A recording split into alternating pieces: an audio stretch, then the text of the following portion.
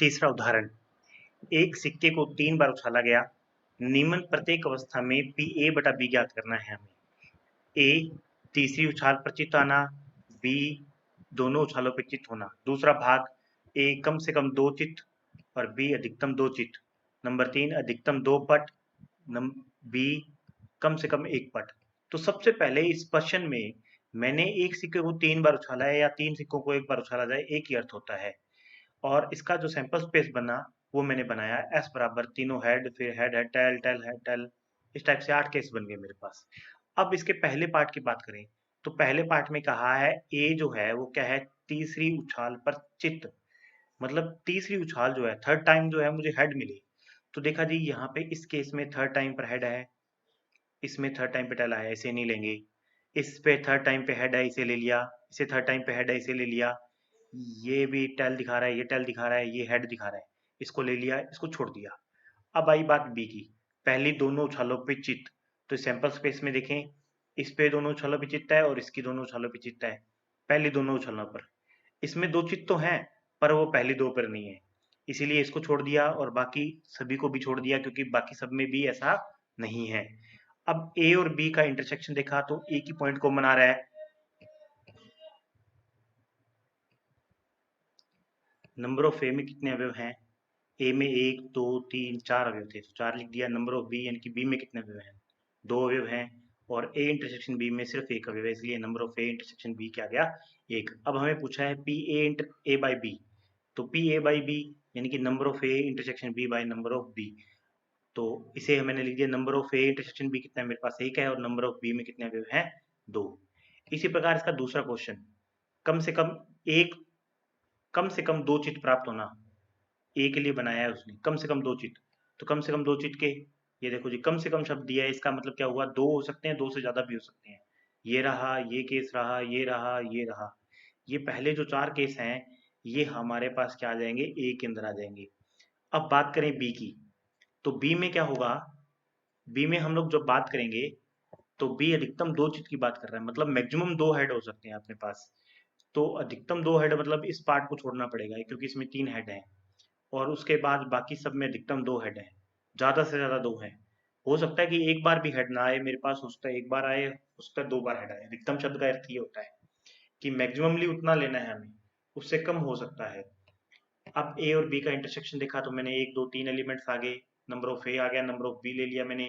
Number of ए यानी कि कितने एलिमेंट, नंबर ऑफ बी यानी कि कितने एलिमेंट, और ए और बी का इंटरसेक्शन कितने एलिमेंट दिखा रहा है? 3। अब पी ए बाई बी को ज्ञात किया तो वो आया number of A intersection B बटा नंबर ऑफ बी यानी कि 3/7। इसी प्रकार तीसरे भाग की बात करें तो ए बराबर क्या बनेगा मेरे पास? ये बना लिया मैंने, बी को बना लिया, ए और बी का इंटरसेक्शन देख लिया। ए में 7 अवयव, बी में भी 7 अवयव और इन दोनों के कॉमन में 6 अवयव। तो अब बी ए बाई बी का मान आ जाएगा मेरे पास 6/7।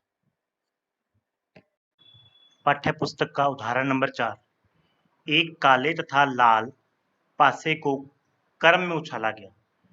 उसने 2 पासे उछाले हैं एक क्रम के अंदर, तब पासों पर प्राप्त अंकों का योग 9 से अधिक होने की सहप्रतिबंध प्रायिकता ज्ञात कीजिए। अब देखिए 9 से अधिक होने की प्रायिकता ज्ञात करनी है, यानी कि ये जो है हमारी ए घटना बनेगी।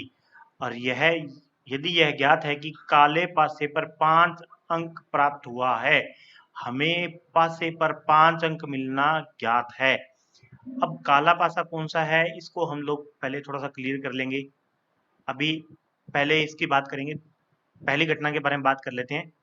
माना घटना ए पासों पर प्राप्त अंकों का योग 9 से अधिक होना दिखा रहा है और बी जो है वो काले पासे पर 5 का प्रकट होना दिखा रहा है। तो अब अपने बात करें सबसे पहले ए क्या होगा? 9 कैसे बनेगा जी? आप देखिए अंकों का योग 9 से अधिक कैसे बनेगा? सॉरी, तो 5 और 5 10 भी हो सकता है, 6 4 10 हो सकता है, 4 6 10 होता है, 6 5 10 11 हो सकता है, 5 6 11 हो सकता है और 6 6 12 हो सकता है। इसी प्रकार बी की बात करें तो बी घटना क्या थी? काले पासे पर 5 होना।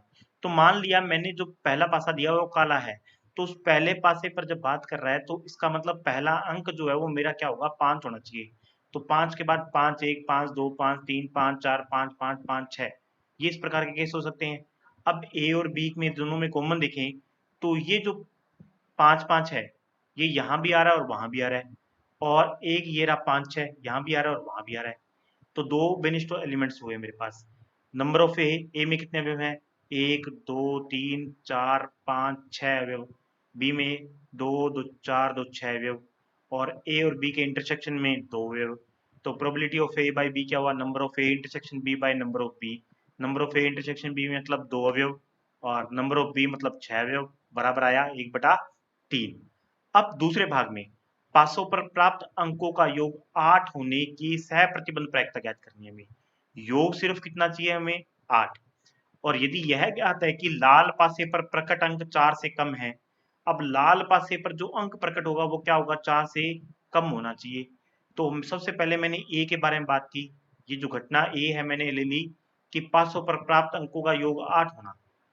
8 कैसे कैसे योग हो सकता है? 2 6 3 5 4 4 5 3 6 2। ये कक्षा 10 में भी हम लोग ऐसा सीख चुके हैं। और यदि यह ज्ञात है कि लाल पासे पर प्रकट अंक 4 से कम है, ये घटना बी ली मैंने, तो 4 से कम तो 6 1 6 2 6 3 इस प्रकार से मैंने बनाए।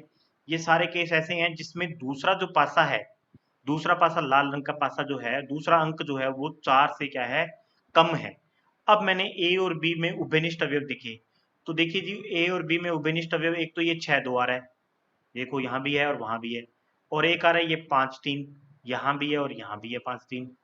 तो ये दो अवयव उभयनिष्ठ हो गए। अब number of A 5, number of B कितने हो गए मेरे पास? 18, और number of A intersection B कितने हो गए? 2।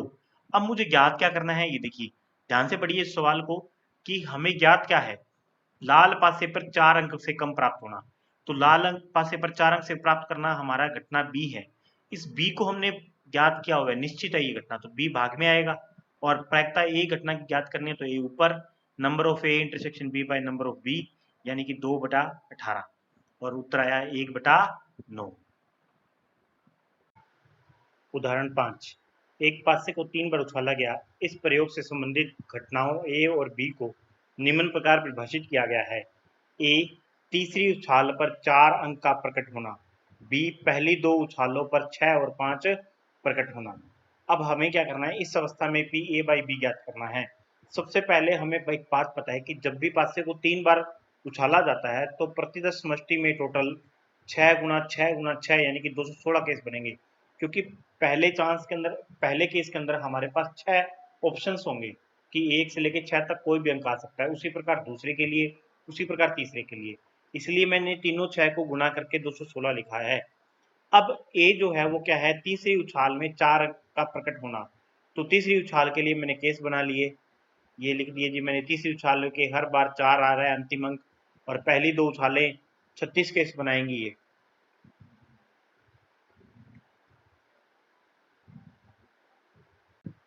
अब बात आई बी की। तो बी में मुझे कहा है कि पहली उछाल पर 6 और दूसरी उछाल पर 5 आना।